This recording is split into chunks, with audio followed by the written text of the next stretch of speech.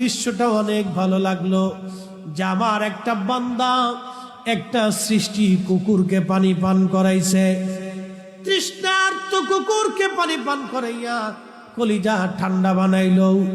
আল্লাহ রসুল ডাক দিয়ে বললেন, আমার উম্মতেরা রে, শুধু কুকুরকে পানি পান করাইয়া তৃষ্ণা নিবারণ করার জন্য আমার আল্লাহ ওই পতিতা নারীর সারা জীবনের জেনার গুনাহ মাফ করিয়া দিয়া আমার আল্লাহ তার জান্নাতি বানাই দিল। আল্লাহু আকবার। না আরো জোরে বলেন আল্লাহু আকবার। মালিককে, বান্দাকে আল্লাহ ক্ষমা করবে আমার বলার কিচ্ছু নাই। ছোট্ট কারণে আল্লাহ মাফ করে দিচ্ছে।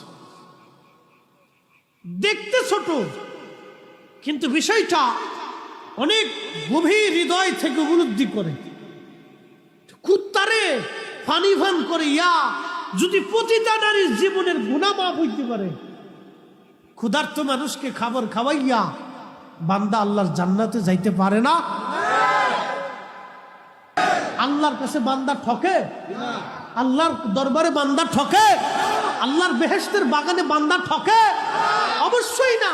আল্লাহ রাসূল বলেন, আমার উম্মত তোমরা যেখানে জান্নাতের বাগান পাও ফারতাউ, ওই বাগানে বিচরণ করো। তো সাহাবায়ে কেরাম বলেন, মা রিয়াদুল জান্নাত ইয়া রাসূলুল্লাহ, নবী গো জান্নাতের বাগান কি? আল্লাহর নবী বলেন, ইয়া হিলাকুজ জিকির, ও সাহাবীরা, জিকিরের মাহফিল আল্লাহর বেহেশতের বাগান। তা আমরা কিসের বাগানে আছি? মেহমান কার?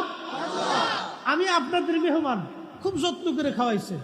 অ্যাডভোকেট সাহেব আপনাদের মেহমান, যত্ন করে খাওয়াইছেন, দাওয়াত করে আনছেন। এখন দাওয়াত করে আইনে যদি আপনারা চেয়ার না দেন, বইতে না দেন, খাইতে না দেন, তাহলে আপনার কি মেহমান কি ইজ্জত করলেন? আর আল্লাহ রাসূল বলছেন, তোমরা যদি আখিরাতকে বিশ্বাস করো তো মেহমানকে সম্মান করো। সে যদি হিন্দু হয়, বৌদ্ধ হয়, খ্রিস্টান হয়, কাফের হয়, যে জাতি হোক, মানুষ হইলে যদি সে তোমার মেহমান হয় তো তাকে তুমি সম্মান করো। মারহাবা বলতেন না? না আরো জোরে কর। সে যে ধর্মের হোক, মনে রাখবেন, সুন্নত বুঝে যাবেন। রসুলের দরবারে এক ইহুদি আসছে নবীর বাড়ি মেহমান নিয়ে।